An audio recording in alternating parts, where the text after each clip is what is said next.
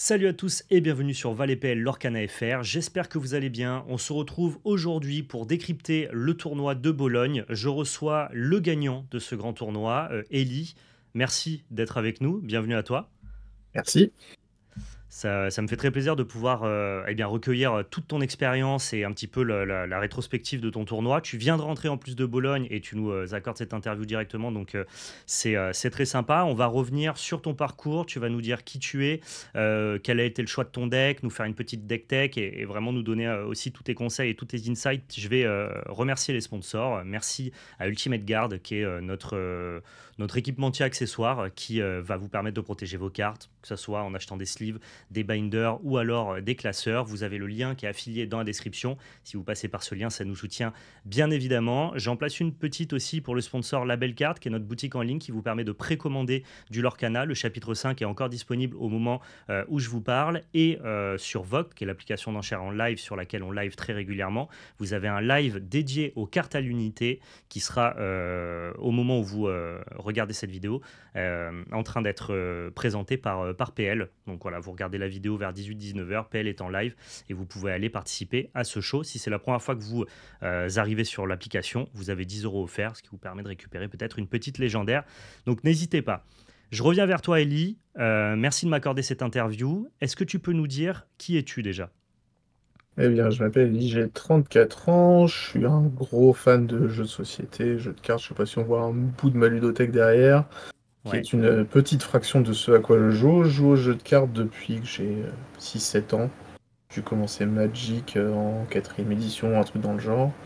J'ai pas trop accroché, puis j'ai repris au lycée vers 13 ans, où j'ai plongé dedans avec Carnage et tout. Beaucoup de Magic en limité principalement, et j'ai fait du gros tournoi Commander avec les premiers DTC qui ont été organisés à Rouen. J'ai fait d'accord. des tops déjà à ce moment-là en mono bleu, et de fil en aiguille, j'étais un peu dégoûté de Magic avec la mécanique de terrain que je trouve vraiment dégueu. Et je suis passé sur les jeux de cartes en ligne comme Hearthstone pour commencer, qui a été entre guillemets, le premier. Je me suis mis mais comme ci, comme ça, en dilettante. J'ai fait beaucoup de Runeterra aussi. J'ai essayé de faire un peu de plus compétitif sur Runeterra, qui était vraiment une mécanique incroyable. Et puis quand l'Orcana est sorti, donc en bêta, quand les premiers packs sont sortis, bah, j'ai essayé, et puis j'ai trouvé la mécanique vraiment top, donc j'ai plongé à fond dedans sur ça. Ok, bah, je reviens sur ce que tu disais. La mécanique de mana, c'est quelque chose qui t'a beaucoup frustré à Magic et l'Orcana, ça t'a fait de l'œil justement parce qu'ils ont réussi à au Ouais, moins ouais. mitiger cette problématique-là. Ouais, ils ont plus que mitigé, ils ont carrément retiré les terrains, donc c'est vraiment moi j'étais Ouais, vraiment un grand spécialiste du mana full, mana death concédé autour d'eux, donc ça m'a ok. vraiment réconcilié avec les jeux de cartes. Ouais, je dis mitigé parce qu'il y a pas mal d'autres TCG qui, eux, ont totalement invalidé ce processus avec le fait que tu puisses mettre n'importe quelle carte en Ouais, ressource. Là, dans l'Orcana, tu as quand même un Ancestral petit coup en Alter, deck ouais. building que je Ouais, trouve assez intéressante parce que si jamais tu as trop de non ancrables, tu peux te retrouver dans des scénarios où tu n'es tout pas à fait. capable d'ancrer.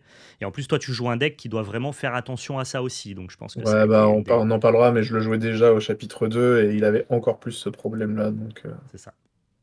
C'est ça, c'est ça. Donc j'allais te demander si tu venais d'autres TCG. On perf rarement sur des tournois aussi importants que le Lorcana Challenge de Bologne en étant totalement nouveau dans l'univers des TCG. Donc non, tu avais pas mal d'expérience avant, que ce soit sur du jeu de cartes en ligne ou du jeu de cartes physique. ouais, tout à fait, ouais. Principalement Magic, hein, pour le coup, pour la rigueur. C'est Ouais. vraiment ça qui fait que je jouais avec des très gros joueurs de Magic à l'époque, mais ouais, après les en ligne, c'était vraiment plus en dilettante, c'est plus pour le fun et passer le temps que Ok. Ouais, vraiment, entre guillemets, jouer plus sérieusement. ça te donne quand même un peu d'expérience, un C'est peu de ça. volume de jeu et c'est toujours utile. Tu disais que tu jouais mono bleu. Moi, je participais aussi en Duel Commander année 2012, 2013, 2014. Si tu me parles des gros tournois Duel Commander français. Ouais, les Palaiso et tout que tu avais fait, moi je jouais à l'époque Mono bleu, c'était pré-ban, clic. ouais, Click Vendillon, à l'époque pré-ban de Back to Basics, donc qui était vraiment Ok. le spoiler du pack. Et, du Ok, coup, j'ai ok. arrêté C'était une après le ban époque où on était de en. Back to Basics et le début des Modern Masters et compagnie qui ont complètement dégénéré le format D'accord, avec les ok. Urza et compagnie, quoi. C'est une époque où il y avait encore les 30 points de vie. Moi, je jouais à cette Ouais, époque-là, donc c'était je sais 30, pas ouais. si. Ok, d'accord. Ouais, amusant, très cool. Moi, j'ai beaucoup aimé aussi cette époque Duel Commander. Je jouais à Animar à l'époque. Animar Ouais, Combo, Animar, quand c'est ça bah, existait. mes amis. Justement, celui qui a créé le DTC, Pierre-Jean, qui joue à Nimar aussi. C'était amusant, c'était un bon jeu qui malheureusement maintenant est plus du Ouais. tout actuel. Est-ce que du coup j'allais te demander, tu as d'autres perfs à ton actif, alors peut-être sur d'autres TCG, mais surtout sur l'Orcana? Lorcana, j'ai fait un top au tournoi de Vienne, je fais top 16. Tu devrais pouvoir le trouver dans les index. Justement, je jouais Grand Pabi à Vienne. D'accord. Donc du coup, vraiment le même deck. Et j'ai fait des tops bah, justement en jouant Grand Pabi sur des plus petits tournois comme sur la région rouennaise où j'ai fait un top 8. Même s'il n'y avait pas de cut sur ce tournoi. Donc du coup, ça a fait cinquième. J'ai dû faire des tops chapitre 2, chapitre 3, ça m'a pas trop plu. J'ai dû faire top 200 à Lille en jouant violet gris, violet gris meule qu'on appelait la bouse dans l'équipe avec 76 Mm. cartes. C'était très rigolo.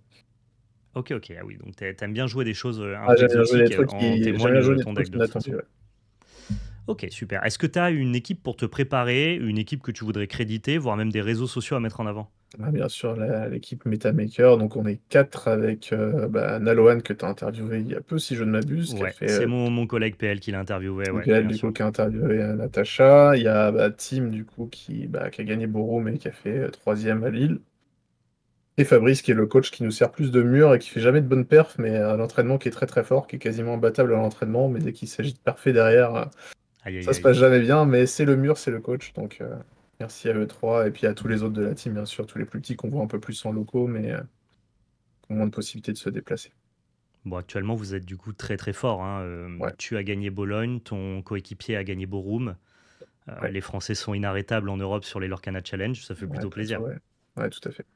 Plutôt sympa. Je vais présenter rapidement le tournoi. J'ai un peu de data Ouais, qui va nous servir, entre guillemets, pour discuter lors de cette petite interview. Là, je vous présente, alors c'est une partie du top 8. Il n'y a pas toutes les decklists au moment où j'ai récupéré les visuels qui ont été référencés sur inc.deck. Peut-être que si vous y allez maintenant, je vous mettrai le lien en description. Vous aurez peut-être toutes les decklists, mais c'est pour voir un petit peu de quoi étaient composés les hautes tables. Globalement, beaucoup de decks bleu-rouge qui avaient totalement sous-performé à Borum parce que les decks Bucky et les decks violet-rouge notamment étaient très préparés. Là, on en a beaucoup plus. Je sais plus ou moins, moi, pourquoi est-ce qu'ils ont été beaucoup plus représentés. Mais est-ce que toi, tu peux me dire quel, à quelle méta vous vous attendiez en fait? je sais pas si tu as l'image du MetaShare qui a été présenté en stream pendant l'Orcana Challenge, justement, qui était vraiment Ouais, la stat super importante, parce que c'est ça vraiment la data utile. En ouais, gros, il y a un MetaShare et en fait, on attendait RP plus que Bucky.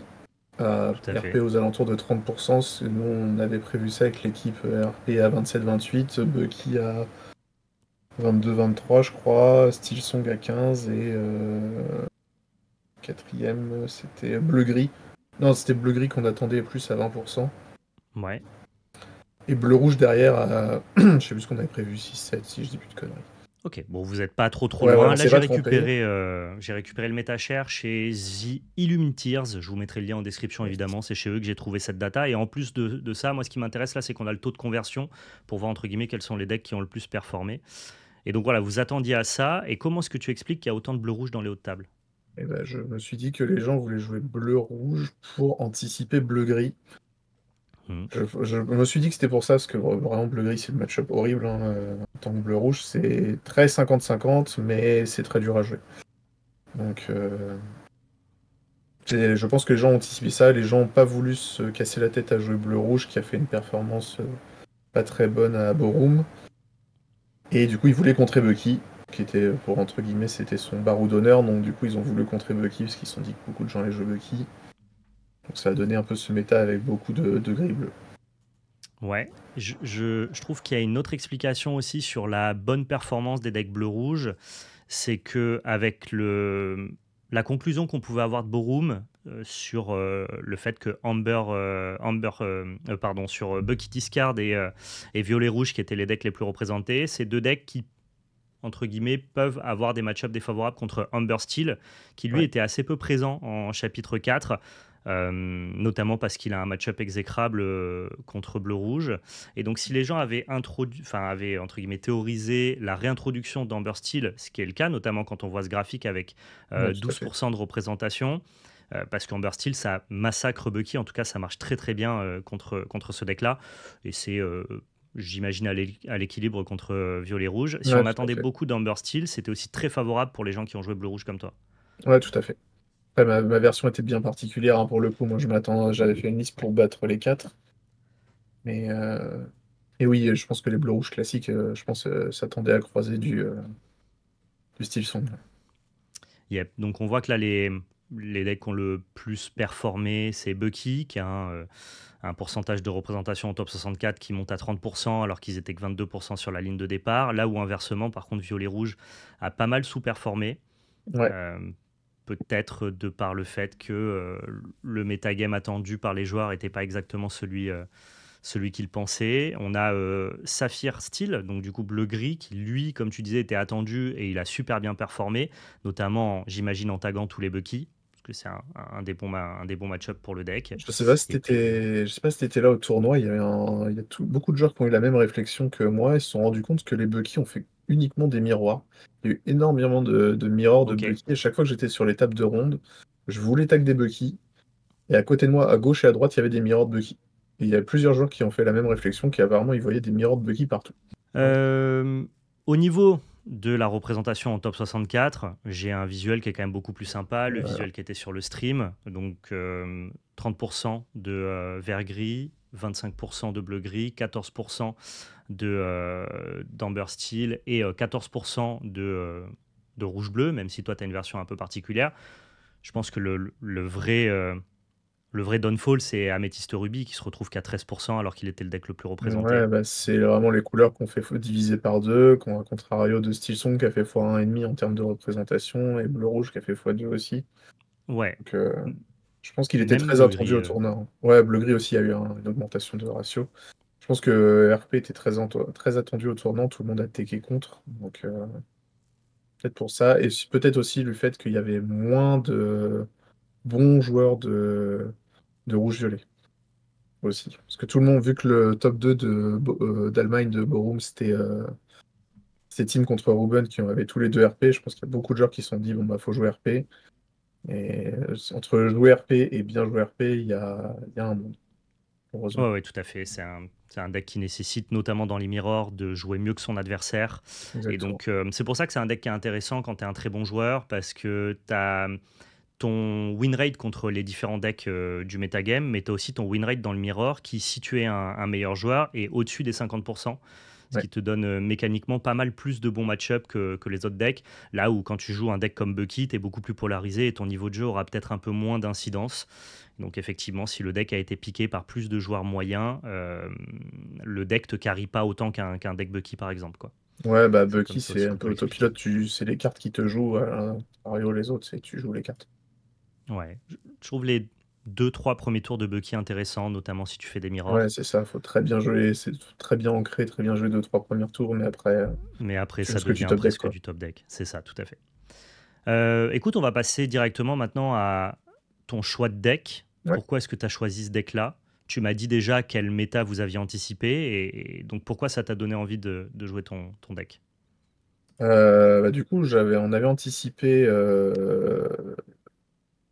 on avait anticipé RP et Bucky à la base, mais pour revenir au début, le chapitre 4, je détestais le chapitre 4, c'était vraiment une torture pour moi. J'en ai marre de jouer contre Bucky tout le temps. Il y avait du coup Fab du coup qui est box, qui est le coach comme on l'appelle. Il jouait tout le temps ça. Il a joué ça pendant tout le chapitre 4. Et bah, c'était un peu le mur. Et au début, j'avais pas du tout cette version-là. Je jouais une version avec Mulan. Donc, je jouais 4 Mulan T1, 4 Mulan T6. Et D'accord, donc le la but, version c'était qui de se jouer des shift. sphères et des Mulan. Voilà, c'était à peu près la même idée, mais pas le même équilibrage. Il n'y avait pas de Sissou. Les Sissou étaient remplacés par des Mulan pour bien simplifier la chose. D'accord. Et l'idée, c'était de jouer Mulan pour battre Bucky, sauf que ça marchait pas. Parce qu'il suffisait de ne pas incliner ses personnages pour bah, pas perdre, tout simplement. Et de jouer des évasives. Et du coup, j'étais un petit peu en problématique, je savais pas quoi jouer, donc j'ai testé Diablo moi-même, hein, sur les Ursula Challenge, ça m'a pas plu du tout. Le deck m'a pas aimé, je l'ai pas aimé non plus. Et du coup, j'ai cherché un truc pour rejouer bleu-rouge workshop combo. parce que c'est vraiment là-dedans que je suis à l'aise. Comme ça, c'est vu, je pense, sur le stream de la finale. C'est vraiment mon style de jeu. Et du coup, en fait, on a réintroduit Tiss and Ambition pour battre Diablo.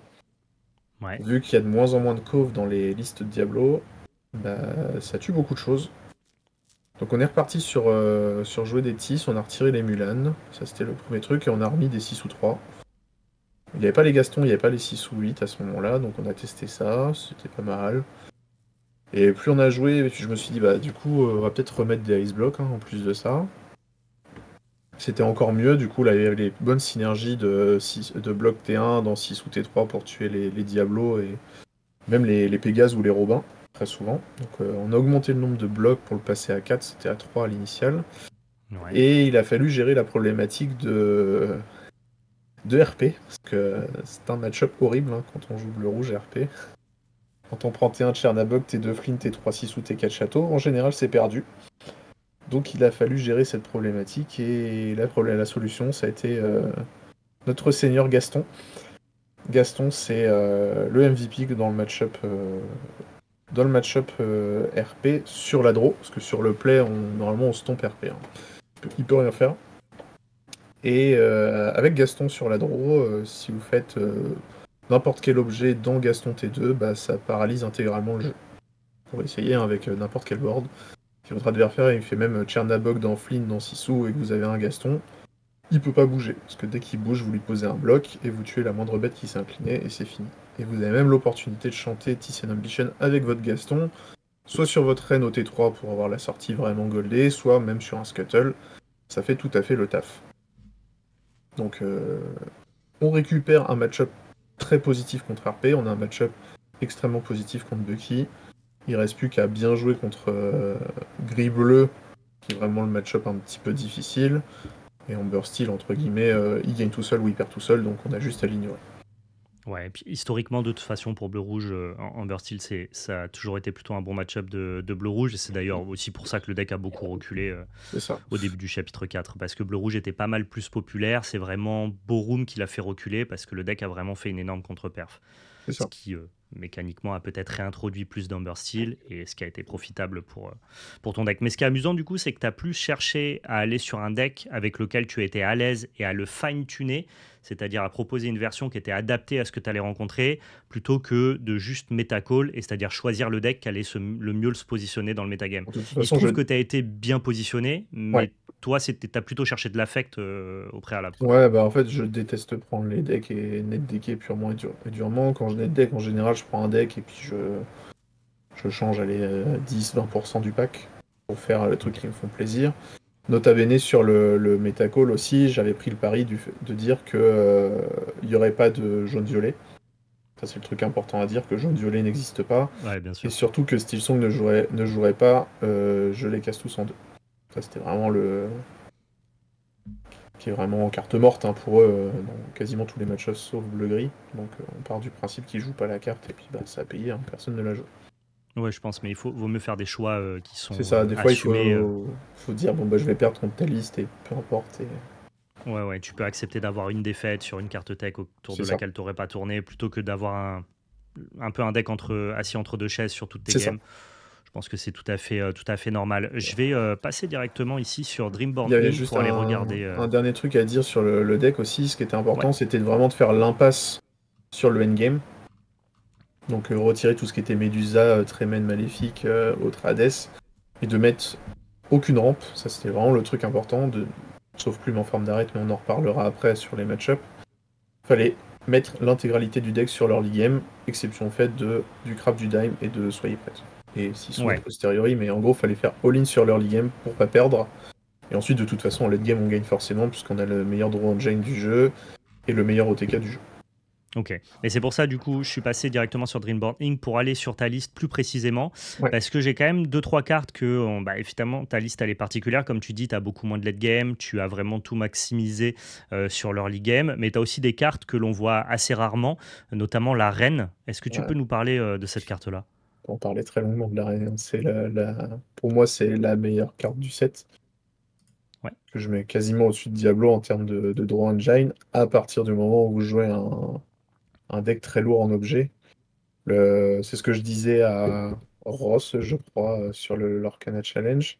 C'est que si la reine elle ramène un atelier au tour 4, vous êtes très très bien parti pour avoir déjà gagné cette la partie. D'accord. Donc, outre le fait que ça permet de faire des. Non seulement de donner une draw, parce que vous trouvez un objet, mais en plus vous jouez une carte gratuitement, donc ça donne et de la draw et du mana. Ouais. C'est très fort. Il y a plein de. Vous pouvez intriquer tellement de tours différents avec les effets de reine, comme tour 4, jouer un atelier, faire l'effet de la reine, j'ai trouvé un objet, je pioche une carte. Ou à contrario, je trouve un atelier, ça me permet de poser des objets et repiocher des cartes. Ou alors je fais l'effet de ma reine, je trouve peu importe ce que c'est, je joue un bouclier de vertu, je la dégage, je refais un effet, ou je la laisse dégager pour la protéger. Il y a tellement de choses à faire dans tous les sens que le deck est ultra synergique. La difficulté, c'est juste de bien le piloter dans le bon sens. Mais Reine T3, on mulligan pour ça. C'est Ok. entre guillemets le C'est côté vraiment facile. la carte clé de ta version. De toute façon, tu C'est joues ça, énormément plus d'objets que les autres decks tout à fait. bleu-rouge. Après, on joue Et tu atelier, hein, profites donc pas le très choix. bien de l'atelier de Maurice. Ouais, l'atelier de Maurice, pour ceux qui connaissent pas. Parce que je pense que tout le monde connaît pas du tout cette version de bleu-rouge. Alors, Dreamboarding ne souhaite pas répondre et ne me permet pas d'afficher la carte en grand. Mais c'est une carte qui est non ancrable pour 3 et qui dit qu'à chaque fois que tu joues un objet, tu peux payer un pour piocher une carte. Effectivement, c'est un moteur de value, un draw engine qui est extrêmement puissant et qui doit même être vraiment très fort dans le mirror si ton adversaire joue pas ça. C'était au chapitre 2 la carte qui faisait gagner le match-up, hein, contre le bleu-rouge ultra content. Je vais voir si je peux te retrouver ma liste de bleu-rouge à l'époque du chapitre 2 pendant que qu'on passe sur les autres cartes. Ouais. Bah après, sur les autres cartes, globalement, tu as réintroduit Eureka, mais ça, c'est dans l'ensemble, ta J'ai une stratégie autre d'aller reine au chercher tes final. objets et qui te permet de tenir un petit peu le board aussi en early game, là où les versions bleu-rouge avaient fini par cutter dans Eureka pour ajouter plutôt des cartes comme Je vole et des cartes de rampe. Mais non, mais dans ta stratégie, en fait, tu es assez tranché, en fait. Alors vraiment, Ouais. on ne rampe pas. Par contre, on joue vraiment un deck contrôle avec beaucoup d'interactions. Et effectivement, quand je vois ta liste, Je, j'en ai pas rencontré beaucoup des comme ça, je viens des de la bleus rouges. retrouver, je vais t'envoyer le lien. Ok, donc ça, c'était ta liste lorsque tu jouais au chapitre 2 et ça Donc te ça, c'était permettait ça, de... ça, c'était ma liste de Vienne, donc c'était pas Bibliotheca, qui est, D'accord. quand tu regardes, c'est les mêmes cartes, hein. Bien sûr, beaucoup moins fort parce que tu enables le plan de jeu beaucoup plus lentement. Mais on retrouve vraiment le Ouais, tes corps, objets plein sont d'objets moins pas forts aussi. chers, des plumes, des ateliers. Sauf que les objets sont là pour enable le OTK, mais avec Pabi au lieu de Die. Donc ça fait exactement la même chose, mais en pas pareil. Mais en fait, du coup, on voit que tout le plan de jeu late game de Maléfique, Hades, Tremen et tout ça a disparu et a été transformé en Reine Eureka pour trouver beaucoup plus facilement l'engine. Ok, ouais, c'est super intéressant parce que c'est très, très exotique par rapport aux listes bleu-rouge qu'on pouvait avoir l'habitude de Exactement. rencontrer. Toi, du coup, tu es sur ces versions-là depuis assez longtemps, mais elles sont jamais vraiment percées. En tout cas, elles sont jamais devenues très mainstream, ces versions-là. Et bah, je pense que maintenant, tu as un peu popularisé la chose avec ta victoire à Bologne. Bah oui, je pense, ouais. Les gens vont se rendre compte que effectivement, bah, le draw engine de l'atelier est extrêmement puissant et vont devoir apprendre à jouer autour. Tout à fait. Ok, on va pouvoir passer maintenant à la partie suivante. Ouais. Est-ce que tu peux nous parler rapidement de ton tournoi, sans rentrer dans le détail ronde par ronde? Est-ce que tu te souviens plus ou moins de quel est ton parcours? Et si tu as eu Euh, des match-ups assez compliqués, est-ce que déjà tu as ton nombre de points, ton résultat?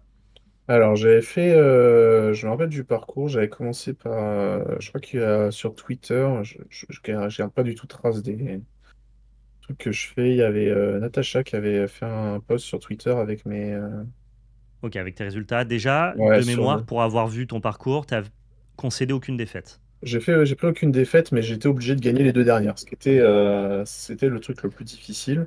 Donc D'accord. j'ai dû faire 2-0 contre RP à la 1. Bon, c'était un rougelet qui connaissait pas du tout le match-up contre bah, mon genre de deck, forcément. Mais de toute façon, tous mes adversaires m'ont demandé à lire les cartes, hein, sans Ouais, ouais, mais ça exception. m'étonne pas du tout.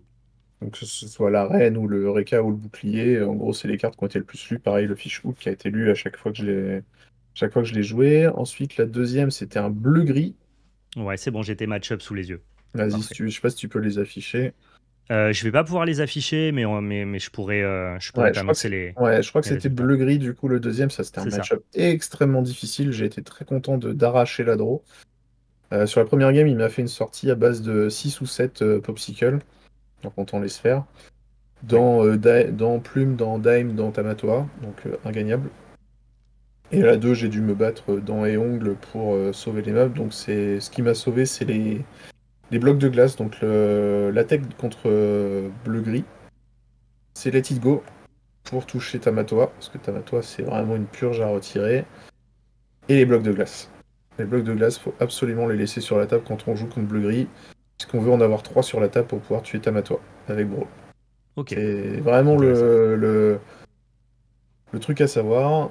Si vous arrivez à faire à poser 4 blocs de glace, bah bien joué, vous pouvez tuer les Tamatoa avec les 6 sous. Et voilà, donc Ah, c'est plutôt chouette. j'ai dû arracher la game en slammant un Tamatoa. Ça, c'était la stratégie à l'ancienne du chapitre 2. Contre bleu-gris, on pose le crabe, on a gagné. Maintenant, ça marche beaucoup moins bien parce qu'il joue beaucoup de Let It Go. Donc là, c'était pareil. J'ai dû faire all-in un crabe et gagner en un tour.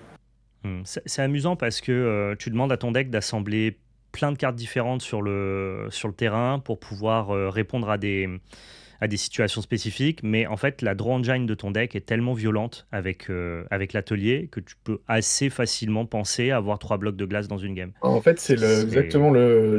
Je vais montrer l'autre deck avant que c'était important. Le deck Grand Papi, le but c'était de piocher tout son deck en 12 tours.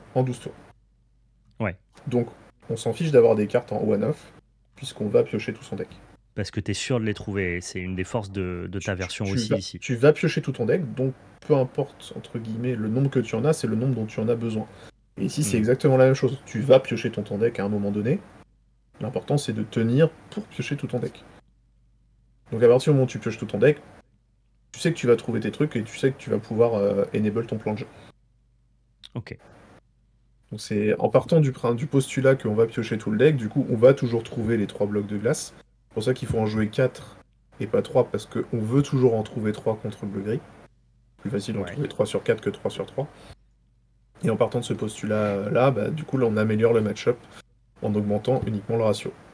Ouais, et puis ça rend Sissou et Brawl vraiment encore plus puissantes Alors, que bah, dans du coup, les bleus on joue rouges cette brawl, hein. basiques. On joue cette brawl hein, pour le coup. Donc, Ouais, et ouais, des c'est brawls ça qui qui est tuent vraiment très des bien. cartes jusqu'à 4 ou 5 d'attaque, ça, c'est non négligeable.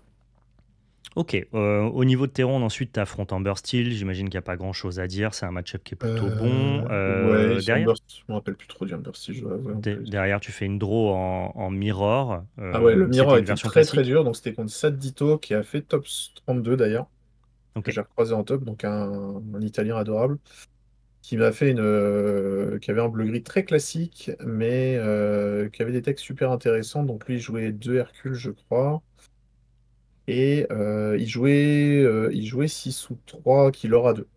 ok. Donc Alors, du le coup, Hercule, c'est une 7-3 c'est un pour Maui 5 qui non est non ancrable. ancrable. Donc, Voilà, c'est un Maui non ancrable, mais ça permet d'attaquer les castles de Castle. Voilà. de violet-rouge. Que nous, du coup, on n'a pas le problème de Castle. On en parlera sur le débrief sur le top. Mais Ouais, bien sûr. ce deck n'a aucun problème contre le Shadow de la Reine, hein. C'est justement tout l'intérêt de jouer et Gaston et Maui et le Fichouk. On n'a aucun problème contre Rouge-Violet. Ouais. Rouge-Violet, c'est match-up facile. Je mets des gros guillemets là-dessus, il faut bien jouer, mais c'est un match-up facile quand vous pilotez correctement le deck. Ok, Donc, ouais, donc tu inverses totalement ouais, le prisme de pensée initial de violet-rouge a un très bon match-up contre bleu-rouge, ce qui était le exact, cas en fait avec les versions plus classiques. c'est ça. Et ce qui est intéressant, c'est que comme les decklists sont pas partagés à l'Orcana, la plupart du temps, quand tes adversaires se sont assis en face de toi et qu'ils ont vu que tu as commencé à ancrer bleu-rouge, ils devaient se sentir Ils sont contents probablement avec leur devant. film. Ouais. Et quand ils voient Et le Gaston et la Reine tomber, en général, ça se décompose. C'est ce qui ouais, s'est passé à l'avant-dernière ronde. D'ailleurs, on va y revenir. ça te donne du coup pas mal d'avantages, ne Ouais, serait-ce que ouais. pour la surprise. On peut aller directement à l'avant-dernière ronde, c'est un match-up du coup violet-rouge. Tu te retrouves, comme tu dis, dans un spot où, à l'issue de la septième ronde, tu es à 3 victoires et 4 draws. Donc tu es Ouais, encore en lice pour passer en jour 2, parce que si tu fais 5 victoires et 4 draws c'est en sûr de n'ayant passer, ouais. concédé aucune défaite, tu es sûr de passer. Mais par contre, tu n'as plus le droit à l'erreur, tu es obligé de 2-0 tes 2 dernières rondes, et là tu affrontes violet-rouge. Exactement. Un joueur extrêmement désagréable d'ailleurs. Qui Et il y en parlait. a certains. Ouais, il y en a. Bah, c'était les seuls joueurs désagréables que j'ai croisés, c'était les 2 dernières rondes. Et en gros, il a pas adressé un mot de la partie. Et du coup, quand j'ai vu que c'était rouge-violet, j'étais plutôt serein. Je crois que j'ai mis un 2-0 assez propre. J'avais le toss, si je dis pas de bêtises. Donc avec ce deck-là en blind, il faut toujours prendre le toss parce que vous pouvez tout battre, mais il faut l'info pour pouvoir savoir quoi mulligan sur la draw. En gros, sur le play, vous D'accord. battez tout le monde, quasiment. Mais sur la draw, il faut absolument savoir contre quoi on joue pour pouvoir mulligan les bonnes cartes. Donc Ok. contre rouge-violet, bon, il voulait toujours la reine, de toute façon. Ça, c'est non négociable. Contre rouge-violet, vous voulez le Gaston. Contre bleu-gris, vous voulez la plume. Contre Bucky, vous voulez Sissou ou Brawl. Et les brawls, ouais. Voilà. Mais c'est des cartes que vous voulez pas forcément dans les autres match-ups. Donc c'est. Et il faut aussi Flavorsham contre Bucky. Ça, c'est le truc important à préciser. La carte qui fait gagner le match-up contre Bucky et qui met Bucky au fond du trou, c'est Flavorsham. Et Ok, intéressant. Donc, du coup, j'ai pioché 2 mains goldées hein, sur contre rouge-violet. Je crois que je vais même garder une main à 7 sur le draw.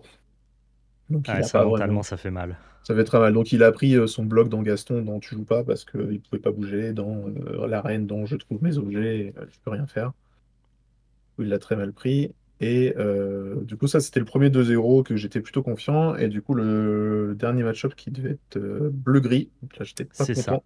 J'étais pas content du tout de prendre un bleu-gris en dernière ronde. Donc j'avais le À toss. ce moment-là, il faut comprendre que si tu perds cette game ou que tu fais égalité, tu ne fais pas top. Ouais, j'ai potentiellement pas le let it go non plus, hein. Ouais, donc c'est 2-0 ou rien ici. Ouais, Et c'est un peu t'affrontes ça. bleu-gris. Pas Voilà, donc super pas match-up. content. Pas content, mais j'ai pas le toss en plus. Donc je sais pas contre quoi je joue. Donc je suis obligé de garder une main bâtarde avec tout.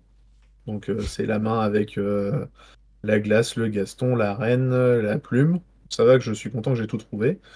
Ouais, Et je crois qu'il a fait un départ un petit peu mou sur la première game. Et j'ai dû réussir à lui slam un crabe quand il avait plus beaucoup de cartes en main.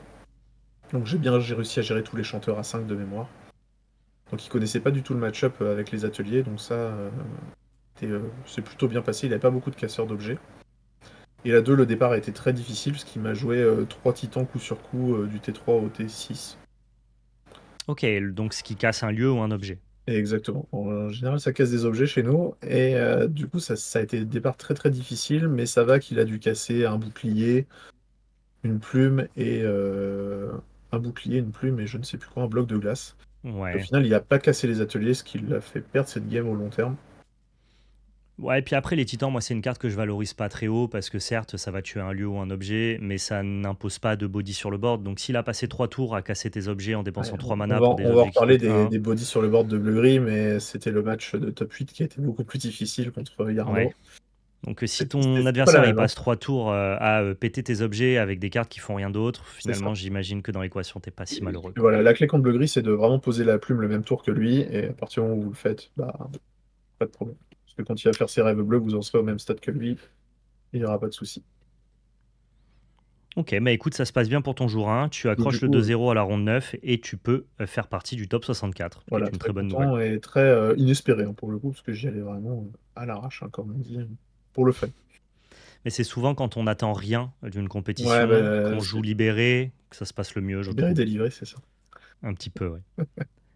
Donc là, t'arrives, top 64, c'est quoi? 16e de... 32e de finale, pardon? Top 64. Ouais, Ouais, c'est ça doit être ça, ça. ouais. Ouais, c'est 32e de finale, t'affrontes Bucky, Ouais, donc là, je suis que très t'avais pas content, hein. affronté du jour 1. Ouais, et que je voulais affronter, hein. Ça, c'est Bucky, on veut les croiser avec cette liste. Ouais, avec ta liste particulièrement, Ouais, avec parce ma liste, que je veux absolument les croiser, hein. ouais, parce C'est que les moi j'ai grands beaucoup 2-0, hein. joué, enfin beaucoup, c'est relatif au temps que j'ai eu à donner à l'Orcana au chapitre 5, mais disons que sur mon temps, j'ai pas mal joué Bucky, et je me trouvais plutôt à l'aise face au deck bleu-rouge, Oui, mais tout à fait. j'imagine que le tien, c'est une toute autre histoire. Ah bah, quand tu prends ton Eureka tour 2 que tu pourras jamais tuer et tes grands blocs 6 sous, Ouais, ouais, c'est une autre histoire. donc très content de croiser Bucky et donc c'était un Français très sympa, un ancien, je crois son prénom Antoine, je crois, donc bonjour à lui. Et il avait une liste plutôt mid-range, du coup tout en sa défaveur, parce que plus les listes en face sont mid-range, plus c'est facile pour nous. Ouais, de Le les moins, écraser, c'est ça, parce si, qu'à la si, value, ils gagneront jamais, hein. Ça, c'est ouais, c'est ça. il y a pas mal de gens aussi qui sont un peu débutants sur leur canal, qui vont regarder la chaîne. L'optique des versions mid-range de Bucky, c'est plutôt pour avoir un edge dans le mirror et mieux top decker quand Exactement. les deux joueurs ont la main vide. Mais ça veut dire que par contre, tu troques de meilleures ressources en late game contre un manque d'explosivité en early game. Et si jamais tu essayes de jouer le jeu de la ressource contre bleu-rouge qui va piocher tout son deck, bah, tu vas finir par te faire écraser. Donc finalement, plus le Bucky est mid-range, mieux il va se porter dans le mirror, mais plus il va être faible contre bleu-rouge. Donc toi, ça te va très bien qu'il ait ce type de Exactement. liste. Donc il a pris le pari je crois qu'il m'a pas joué de Bucky autour d'eux. Il m'a jamais joué de Bucky, donc il a jamais pris le plan ultra discard, qui Ouais, il peut était être peut-être pas un... dans les 73% hein, de choper son Bucky au mulligan. C'est ça, donc il était peut-être pas dans ces mondes-là, donc il a fait aucune nuts pour le coup. Donc il a pris le pari de jouer un truc beaucoup plus mid-rangey. Alain, bah, il a pas joué. Ouais, Malheureusement, moi j'ai fait des sorties goldées quasiment sur tout le top. Il a pas joué, et j'ai fait le classique glace, Scuttle, Queen dans Tis, je tue tout ce qui bouge. Il a pas vraiment joué la 1. La 2, il a réussi à mettre une bonne pression. J'avais une main très mauvaise. Donc il m'a fait le T1 dans le tour 2, dans le tour 3, dans le tour 4, dans le tour 5, bah, je peux pas tuer la menace qui menace létale, donc j'ai concédé en 4 tours, parce que ça sert à rien d'insister quand c'est perdu. Et sur le play, bah, du coup, ça s'est à nouveau très bien passé, parce que quand on est sur le play sur le Bucky et qu'on a Flavor Sham en main et la reine sur la table, bah, il peut rien faire. Donc ok. le seul out en fait que Bucky peut avoir, c'est réussir à faire des sorties double discard en posant des Aladins pour casser les ateliers. C'est vraiment un setup très très particulier, il faut que vous ayez pas de bloc et pas de brawl pour tuer les Aladins. Ouais, donc ça demande à ce que ton deck tourne pas trop et que lui fasse les sorties les plus intéressantes contre toi. Exactement. Et Globalement, les c'est pas sorties qui facile. sont pas mulligan quand les gens connaissent pas le deck.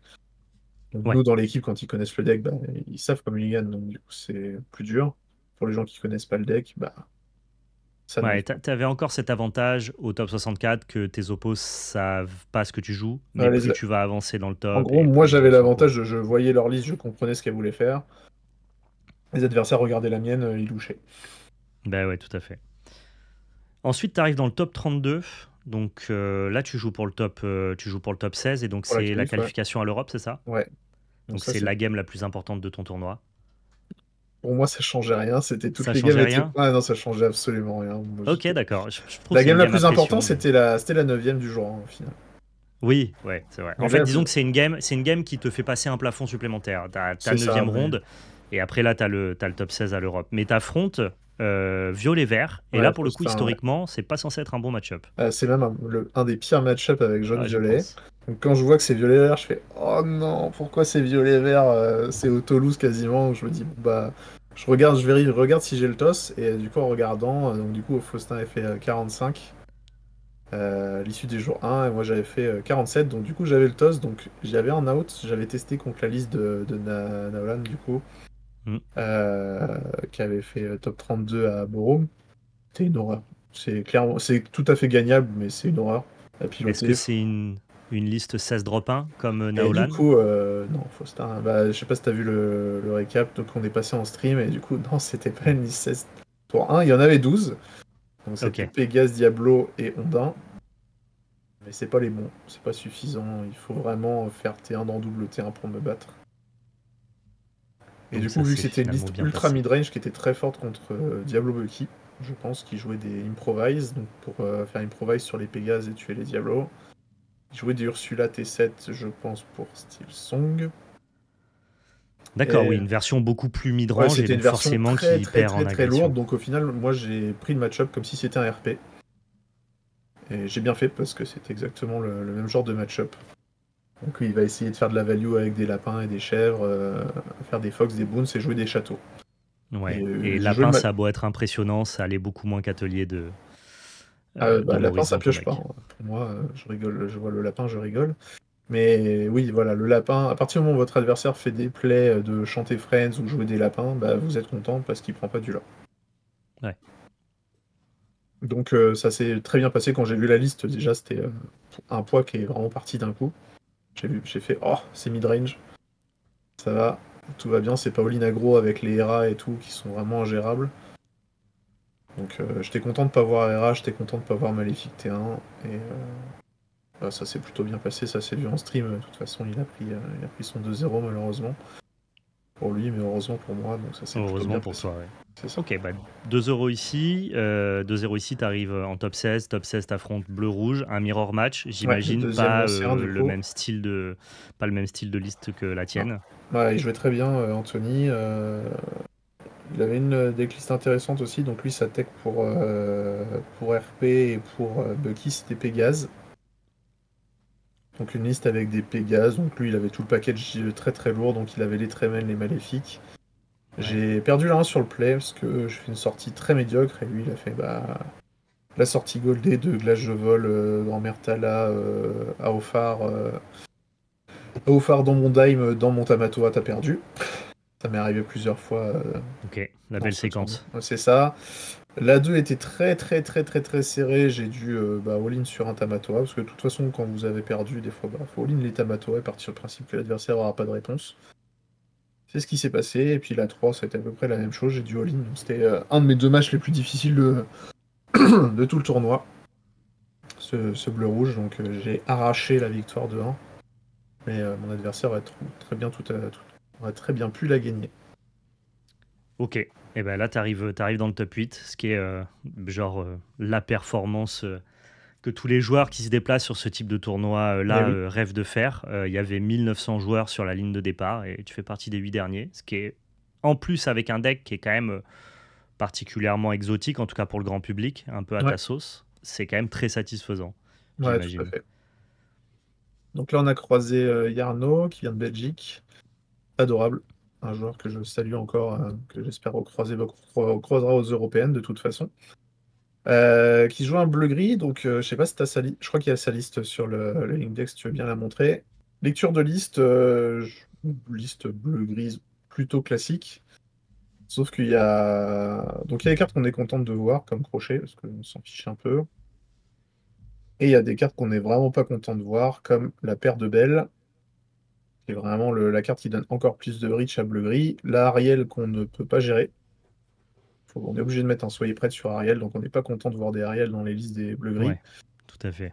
Et première lecture, je vois un seul Rise of the Titan, donc je fais oh yes, trop bien, il a qu'un seul casse-objet. Et deuxième lecture, je vois cette petite paire de Beast hard-headed, que je pensais des tragiques au début.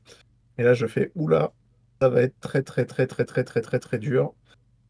Et ben ça n'a pas manqué, ça a été très très très très très très très très dur. C'est Donc le match le plus difficile que tu as eu à oui, jouer. c'est le match le plus difficile avec la ronde 2. Euh, Extrêmement difficile. C'était lui qui avait le toss en plus, donc j'ai dû gagner une game sur la draw. Donc il a deux let it go, ça c'était le entre guillemets notre avantage, le fait qu'il ait deux Zeus, c'est deux let it go, au lieu de trois let it go en Zeus. Euh, donc là on est content de voir peu de let it go et sur la première je me fais mais atomiser. En gros il a pioché et son titan et ses deux beasts en early game en plus de la plume. Qui fait Ouais, que donc il a pu c'est vraiment attaquer ingagnable, hein. ton plan. C'est quasiment ingagnable. Il faut réussir à faire un soyer près du dessus du deck pour réussir à remonter ce genre de game. Ouais, parce que Beast, le problème, c'est pas tellement que ça casse un objet, même si c'est très fort, hein, c'est aussi que ça laisse un body killer pour deux. Et c'est ça la puissance Alors aussi ça de laisse Beast, quoi. surtout un chanteur à 5. Et dans Et bleu-gris, ça laisse en plus un chanteur, ouais. dans bleu-gris, on veut lui interdire d'avoir des chanteurs à 5 sur le board. Et quand c'est Beast, on est vraiment vraiment pas content parce qu'en plus elle a cassé un atelier ou une plume. Donc, ou un dime quand on a réussi à le setup. C'est ce qui s'est passé aussi à la 1, hein. Je me suis fait casser un dime comme ça, qui menaçait l'étal, et on revient pas à ce genre de situation quand il y a de la pression. J'ai dû, comme pour le bleu-rouge de top 16, j'ai dû arracher les deux dernières games, et c'était vraiment les deux games les plus éprouvantes de ce tournoi. Alors, on Ensuite, va repartir maintenant dans ton top 8. Tu es qualifié maintenant pour la demi-finale et ouais, tu affrontes le deck que tu as envie d'affronter, en tout cas ceux pour lequel tu t'es ouais. préparé, c'est-à-dire On RP tombe Booms. contre le meilleur ou le deuxième meilleur joueur de rouge-violet au monde, je dirais. Ouais, celui Donc je, qui était en finale contre ton coéquipier contre à team, voilà. Bourbourg. Donc je ne sais pas qui de l'un ou de l'autre est le meilleur à piloter, mais il est Ruben, on lui passe le bonjour également s'il voit cette vidéo, mais il parle espagnol, donc c'est pas sûr. Mais il est très très très très fort pour s'adapter, même sur les decks qu'il ne connaît pas. Et ça, c'est entre guillemets sa grande force. C'est un Ouais. excellent joueur. Il a mérité entre guillemets d'avoir fait C'est 3 top, hein, pour le coup. Il a fait Je crois, je trois crois fois qu'il top je sur crois les qu'il a 3 fait, Lorcana je crois Challenge, qu'il a fait dont 64 à Lille, hein. 64 ou ouais, 32 à Lille.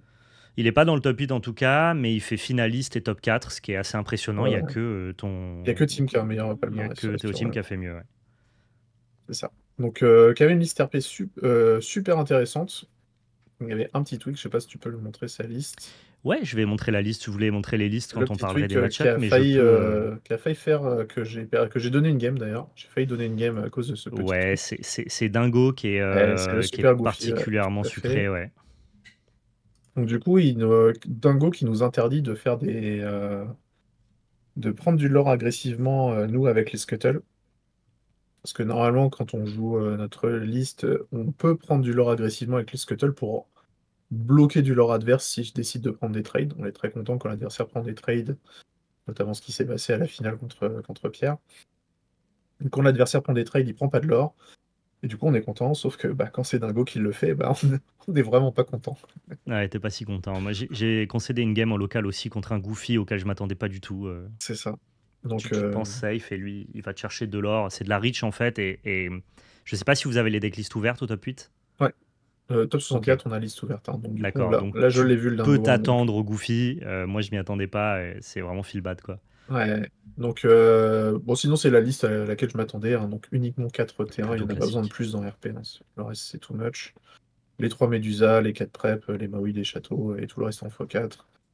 C'est la liste classique, celle à laquelle on s'attendait. Donc, lui, il s'attendait, quand il a lu la liste, il a vraiment louché.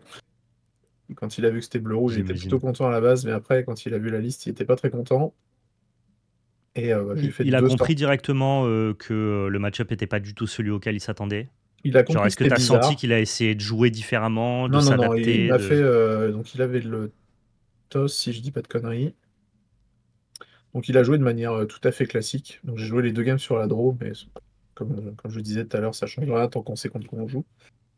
Donc, Ouais. il a fait les 2 fois la sortie Tchernabog dans Flynn, dans Sissou, dans Château, qu'il avait en main ou pas, je sais plus à la 1 ou la 2, mais en gros, il avait toujours le carré, sauf que bah, quand on a la bonne sortie, qu'on fait Gaston tour 2, et bah, ça met un gros stop. C'est ce qui s'est passé à la game 1.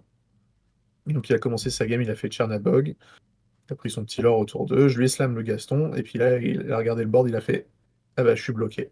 Ah bah ça marche plus. Ça lui a mis un gros Ok. stop, il a réfléchi 2-3 minutes, il a sacrifié son Tchernabog directement pour Ok, pour aller piocher. chercher une solution. Bah, pour avancer dans son deck et puis Ouais, pour ouais. continuer de prendre du lore. Et du coup, il a pris le lore avec son flinch, je crois, à ce moment-là. Il s'est pris le glaçon et puis là, c'était déjà quasiment finito.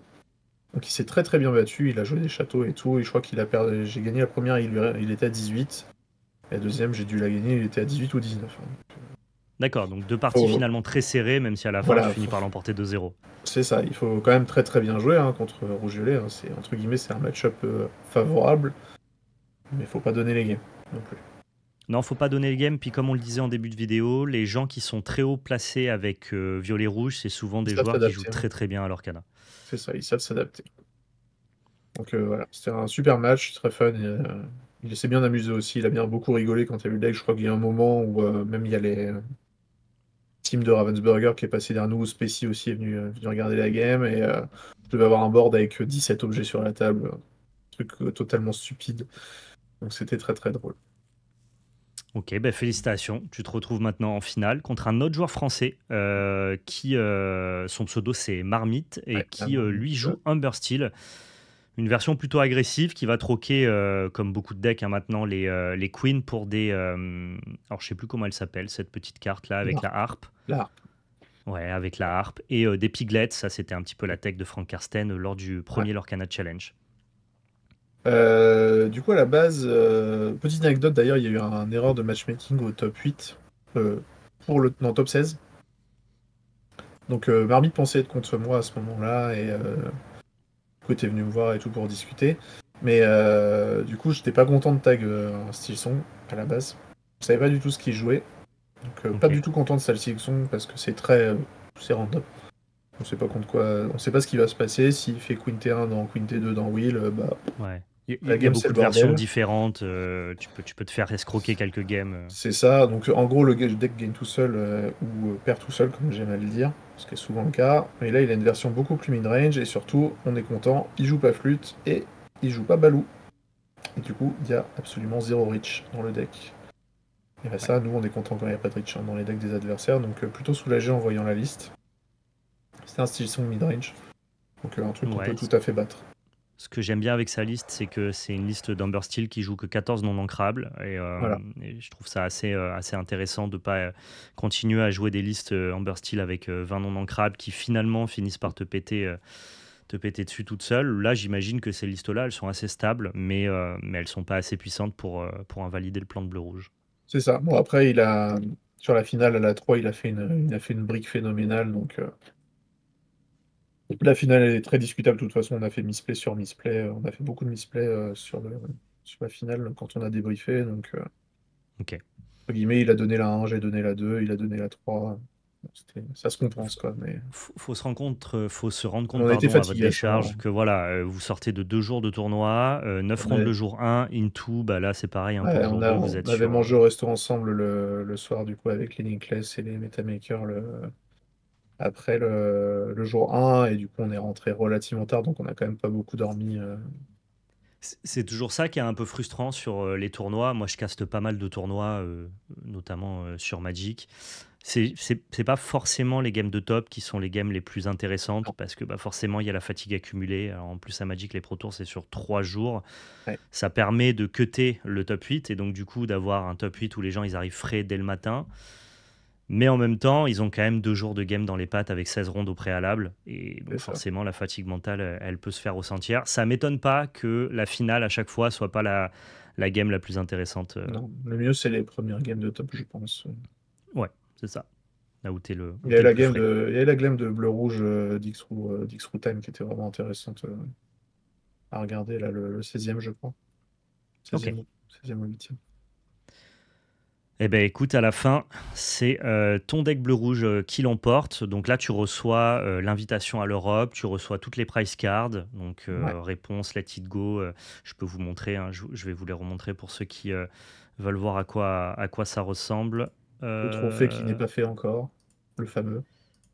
D'accord, ils te font patienter pour le trophée, c'est ça? Ouais, bah, le gagnant, le Franck, n'a toujours pas reçu le sien. Tim, c'est pareil, il n'a pas reçu le sien. Je pense qu'ils enverront les 5 ou 6 quand ils seront tous faits, mais pas de trophée, il sera envoyé par colis plus tard.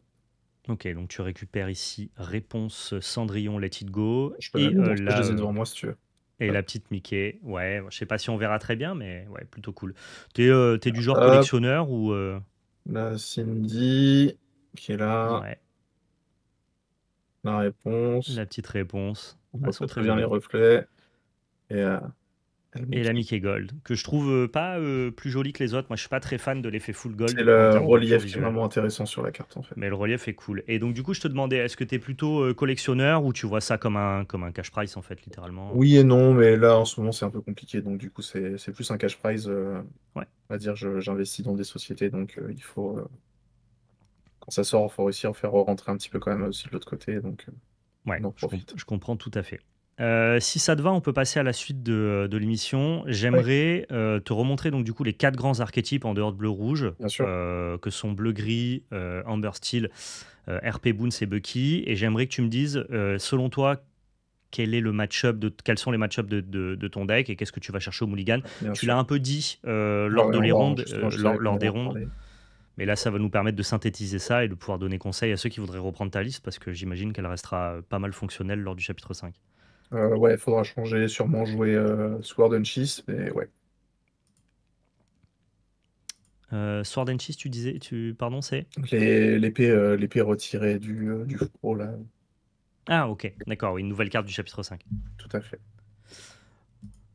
Euh, Si tu affrontes Amber Steel, d'après toi, comment se positionne ton deck face à ce deck-là et qu'est-ce que tu cherches au mulligan? Alors, on part du principe que Amber Steel, c'est Amber Steel Queen, de toute façon. Ça, c'est vraiment la règle de base. On part du principe qu'il a de la reach, et du coup, on va quasiment ignorer son plan de jeu, qui est vraiment ce qu'on peut rien faire de toute façon. Donc, on garde quand même Brawl. parce que c'est une encre, et que ça tue Ariel. Donc en fait, on tue les chanteurs à 5. C'est vraiment le plan de jeu, c'est tuer les chanteurs à 5. Donc on Ok. cherche à tuer Ariel, on cherche à tuer Robin, et on cherche à tuer Queen, bien que c'est la seule carte qu'on ne peut pas tuer. Euh, Donc on mulligan toujours pour la reine, ça c'est ce que je disais au début de vidéo. La reine, vous l'avez dans la main, vous la gardez. Il y en a deux, c'est pas grave, vous les gardez. Vous cherchez un scuttle si vous pouvez, et vous gardez une glace. Le bloc, c'est très compliqué. Le bloc, c'est pas toujours, donc constitution qu'on ne le garde pas. En gros, on cherche la glace, le scuttle, la queen, le Flaversham, et on est content. Donc on garde les Ok. reines, on garde les glaces, et on garde les scuttles. On cherche à faire un 2 3. Et donc, tu t'estimerais quand même favorable contre Amber Steel, hors Hors, sortie un hors peu nuts, oui. particulière. Ouais, Oui, voilà, c'est pas, hors nuts ça globalement. dépend de la réussite. C'est une version ultra aggro avec Balou. Il y a moyen que ce soit très compliqué, mais faut interdire tout le lore possible et espérer être sur le play.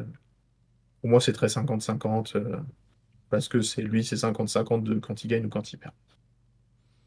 Ok.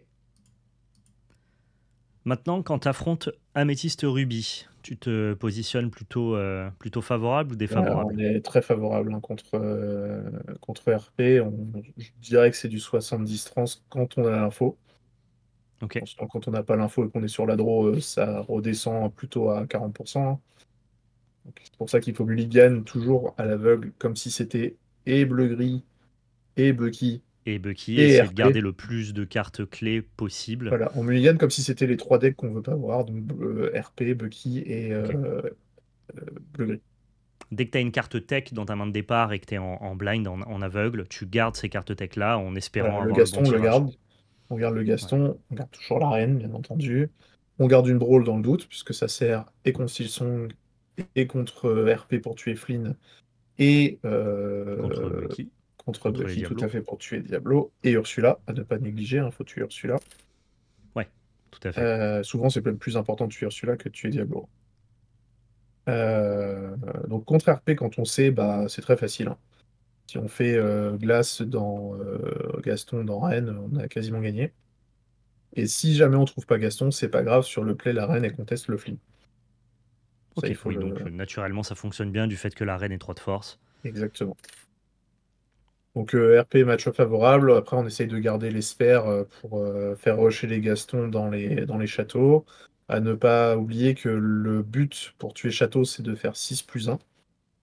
Ouais, C'est le petit mathématique facile. Donc Gaston et Sphère, ça fait 6. Ou Maui plus Maui, ça fait 6. Et les 1, on les aura avec les Scuttles qu'on doit jamais incliner. Ou les Sissou qui peuvent servir à gratter du lore. oui, du fait que ton deck ait plus de petites créatures, de petits personnages d'early game, tu peux aller mettre les points manquants dans les châteaux que les versions bleu-rouge rampe Ouais, parce ne que c'est une n'ont version pas. très tempo. Au final, on joue tempo, on rentre pas en early game. Hmm. Ça, c'est le truc important. La plume en forme d'arrête, on ne la veut que contre bleu-gris, que quand il joue sa plume. Ou Ouais, son ouais, Mickey. ok. Contre Voilà. bleu-gris, Ah, le match-up horrible. C'est ok, c'est ton mauvais match-up. bah, c'est 50-50, mais le match-up est horrible parce qu'il faut piloter le deck à la perfection. Donc, on veut absolument la plume en forme d'arrête, bien qu'on n'en ait que 3. Pas se permettre d'en jouer une quatrième parce qu'il n'y a pas la place. Si jamais vos amis et tout jouent tous bleu-gris, bah, vous rentrez une quatrième plume et vous jouez 61 cartes. Point barre. C'est le seul moyen d'augmenter les ratios contre bleu-gris sans perdre les ratios contre les autres. Ok. Donc on cherche Ouais, la plus en forme. Oui, tu disais. tous les autres ratios de ton deck, tu les estimes intouchables à tel point que tu accepterais d'avoir 61 cartes plutôt que de sortir une de tes cartes. Exactement. On peut Ok. sortir aucune carte, on peut pas sortir une Vitalisphère parce que la carte est trop forte, on peut pas sortir un bouclier parce que le combo avec la reine et même avec Tamatoa ou Sisu pour aller chanter des Soyez prêts en fin de game est trop important. On peut pas retirer les glaces, on peut pas retirer Flamme. Bref, on peut rien retirer. Donc le seul moyen c'est d'augmenter le nombre de cartes de 1. Ok. Donc on cherche plume et on essaye de ramper, de faire notre plan de jeu OTK en essayant de l'empêchant de l'aurer. Donc les cartes clés sont 6 ou 8 et les blocs de glace. Rien d'autre. Et la pioche, bien entendu, mais ça, la pioche, le deck est fait que pour faire ça. Donc Ouais. on veut toujours faire reine Oui. T3 ou Globalement, plume ça T3. devrait aller. Et voilà, le plan de jeu, c'est d'avoir la plume au mulligan pour pouvoir la slam T3 et contester le lore. On pose des Flavorsham quand il les pose. Et surtout, on tue tous les Flavorsham qui apparaissent. que bleu-gris, bah, il ne compte que sur ça. Si vous le forcez à faire rêve bleu, vous êtes content. Ouais. Et dès que vous pouvez, vous slamez un crabe et vous priez. Vous priez qu'il n'ait pas le let it go pour gérer votre C'est crabe. ça, ou les multiples anti-let. Ok, et maintenant, dernier deck. Donc finalement, on a très peu parlé Ah oui. lors de ton parcours parce que tu en as peu affronté. On n'a pas croisé. C'est le deck Bucky. Yes, qui est censé être la némésis de tout le monde, mais au final, nous, bah, on est très content de le croiser parce qu'il nous fait rien. Sur une nuts, bah, de toute façon, on peut pas faire grand-chose que accepter qu'on prenne une nuts, donc c'est pas grave, on va juste piocher, sachant que nous, nos effets de pioche, ce sont pas des effets de pioche, ce sont des effets de mise dans la main. Donc la reine, elle met dans la main, Scuttle, il met dans la main. Il n'y a que Flaversham et Glass Ouais, qui donc piochent. Diablo te punira pas sur les effets de la C'est reine. ça, Diablo nous punit que très peu, et surtout, lui, il est très puni par Brawl. Et comme on est très fort contre Rouge-Violet, et bah étrangement, on est très fort contre Cove, donc quand il y a des Coves, bah, on s'en fout un peu, on peut le casser très facilement. Donc, que ce Ouais. soit double coup de Queen avec un bouclier. Faut pas hésiter, donc dans le match-up contre Bucky, à servir de ses créatures pour trade et pas faire de value. Ok. Parce que Diablo, il a aucune value dans son deck. Et surtout, dès que vous avez trouvé Flaversham et que lui, il a pas de Diablo, bah, vous avez gagné la partie.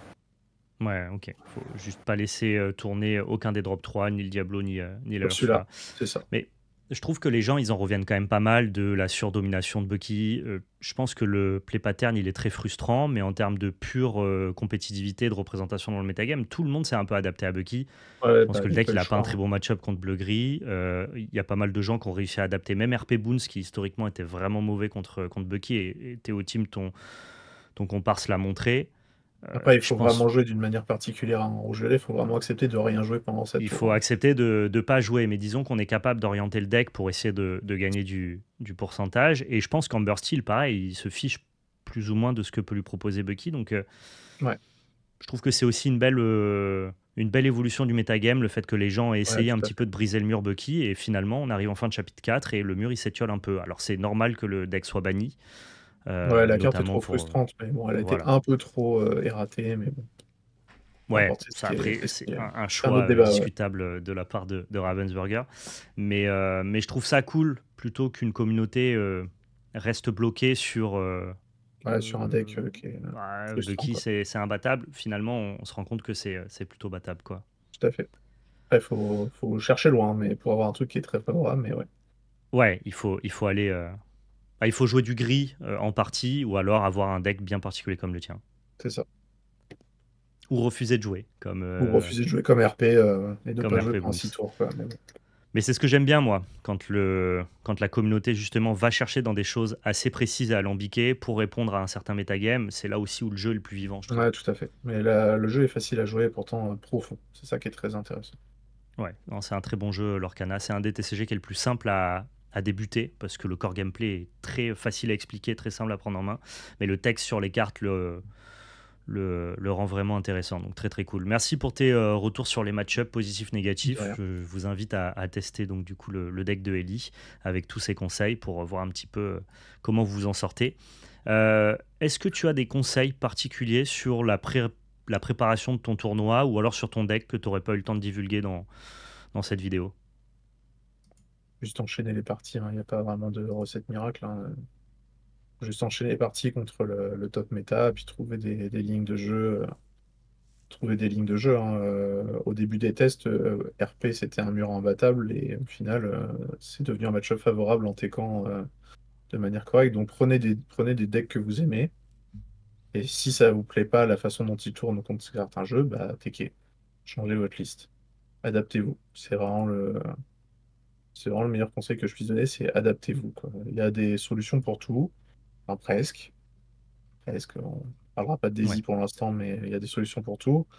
Mais faut s'adapter, faut trouver des lignes de play et voir que certaines cartes ont du potentiel, ont un potentiel caché, pas prendre pour argent comptant ce que peuvent dire bah, des influenceurs potentiellement. Donc Ouais, ouais. c'est vous qui jouez vos cartes et Alors, c'est on a joué. vu beaucoup le Twitter américain dire que Bucky était impassable. Ouais. Et je trouve ça bien que justement les gens, quand bien même ça serait la vérité, essayez de briser le mur. Et puis Tout à fait. Ravensburger prend les décisions à terme si effectivement la carte est impassable. Mais comme tu le dis, on peut s'adapter Elle est et pas ton deck impassable, mais s'en est une. elle donne une expérience de jeu très frustrante pour les débutants qui n'ont Ouais. pas la connaissance Mais approfondie du jeu. ça, c'est la vérité actuelle du moment et c'est une vérité contre laquelle on peut pas aller. Mais la première vérité de Bucky au début du chapitre 4, c'est que le deck est impassable. Et du coup, c'est Ouais, tout à fait. Ah bah, moi, cette ça m'a failli me vérité-là, faire moi, qui me arrêter. frustrait beaucoup quand je l'entendais dans la bouche des gens. Ça a failli me faire arrêter, hein, pour vous dire, hein. Donc, Ouais. j'ai failli annuler mon inscription à Bologne, hein, donc voilà. Non, mais très content que les gens soient adaptés et que toi, tu te sois adapté avec cette liste-là. Je trouve que c'est justement ce qu'on fait de plus beau dans la compétition, quoi. Ouais. Moi, c'est vraiment tout mon but, c'est de faire du deck building et de faire du rock deck. Ça fera rire nos amis les Inclès, mais je leur ai présenté une liste Perdita au chapitre 3, Perdita rouge, rouge-jaune qu'ils appelaient la Buzzcut. C'était un truc ultra lourd avec 22 noms d'ancrame, mais c'était très drôle. Le but du jeu, c'était de jouer le cœur des anciens avec Perdita et de faire des gotels en boucle avec Perdita et la cloche de dîner. C'était très rigolo à Ok. jouer, mais voilà, ça n'a Pe- pas marché, pe- hein. Le deck marchait pas. Peut-être pas assez compétitif, mais disons que tu C'est as ça, essayé ouais. d'associer des trucs un peu sympas. Voilà, faut jouer les trucs fun, quoi. C'est vraiment le truc le plus important. Mais c'est ce qu'on dit beaucoup, nous, à Magic. Tu sais, il y a la théorie du junk, c'est-à-dire essayer de faire associer des cartes un peu rigolotes pour faire des effets Exactement. très divertissants. Et souvent, le junk, il orne pas loin du compétitif. Et parfois, certains effets un peu rigolos Ouais, amènent les decks les plus broken de Magic, quoi. On est tout à parti pour fait. associer des cartes qui ont plutôt un effet junk. Et finalement, ça devient des decks très, très puissants. Donc, c'est important qu'il y ait des gens aussi qui aillent chercher Ouais, l'exotisme dans le jeu, quoi. tout à fait. Voilà, c'est ce que je faisais à moi Magic, hein. Je jouais à la fin en Commander, je jouais Mono Black Control. Mais avant le Walker complètement fumé, là, je sais plus comment il s'appelle, je jouais Gonti qui volait les cartes du dessus du deck de l'adversaire. Ça m'a toujours fait marrer. Ok. Mais voilà, c'est du junk, mais il y avait des très bonnes cartes dedans et ça, des fois, ça faisait des trucs. Ouais, puis si tu prenais du plaisir, c'est C'est ça. déjà le principal. Écoute, pour conclure cette vidéo, est-ce qu'il y a des cartes que tu envisages pour le 7-5, que ça soit pour des envies de build, ou alors que ce soit pour renforcer ta stratégie? Je sais pas si je vais rester sur bleu-rouge au chapitre 5, parce que ça me paraît compliqué de tenir jaune-violet, parce que déjà que c'est le match-up pourri, bah, là ça va être encore pire. Donc je sais pas si je vais rester sur bleu-rouge, en tout cas dans cet état. Faudra voir si la version avec le Sword and Shield, donc l'épée d'Arthur retirée de l'enclume, là, sera suffisante. Plus parti sur du jaune là actuellement, il y a une carte qui me fait beaucoup rigoler, c'est Blast from the Past. Permet de Ok, est-ce que reconstruire. tu sais me dire ce qu'elle fait? Ouais, c'est une chanson pour 6 noms d'ancrable qui te permet de nommer une carte et reprendre tous les personnages qui ont ce nom. Donc là, je Ok, suis en train de builder autour de ça, ça me fait beaucoup rigoler. Donc soit autour de ça, soit autour de la chanson qui est Madrigal, qui permet de dégager un personnage en le soignant.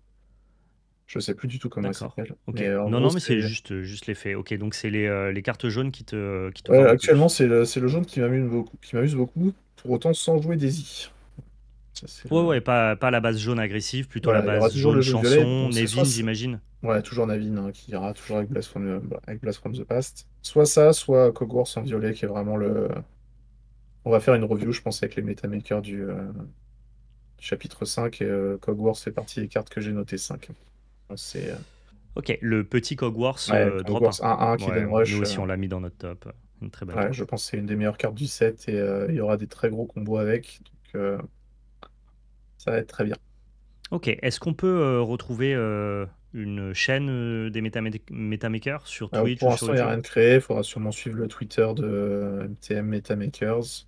Ouais, je le mettrai en description pour tous ceux qui veulent Yes. vous suivre. C'est là où vous allez faire votre top?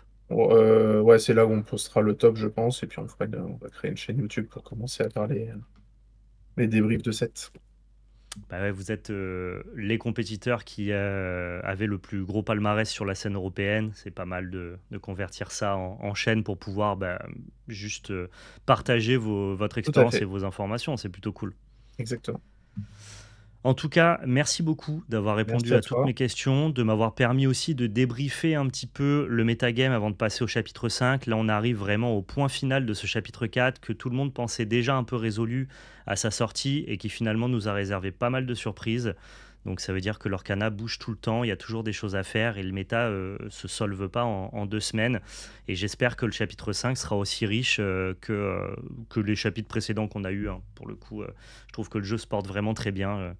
Je prends beaucoup de plaisir à jouer et à décrypter son actualité personnellement. Donc, Moi aussi. Même si, j'espère que tu continueras à ouais, même si performer. le chapitre 5 me hypait pas beaucoup au début des reveals, puisqu'ils ont montré Daisy très vite, donc ça m'a très vite frustré, mais Ouais, avec le temps, ça a changé. Il y a beaucoup de bons outils, beaucoup de trucs intéressants pour faire des petites dingueries avec, donc on va s'amuser avec ça. je suis d'accord, il y a pas mal de trucs à faire aussi. Merci à toi, merci à vous Merci. d'avoir regardé la vidéo. N'hésitez pas à partager votre avis dans les commentaires, à vous abonner à la chaîne et à laisser un pouce bleu. Merci à tous, prenez soin de vous et surtout n'oubliez pas, c'était de la belle magie. Ciao tout le monde.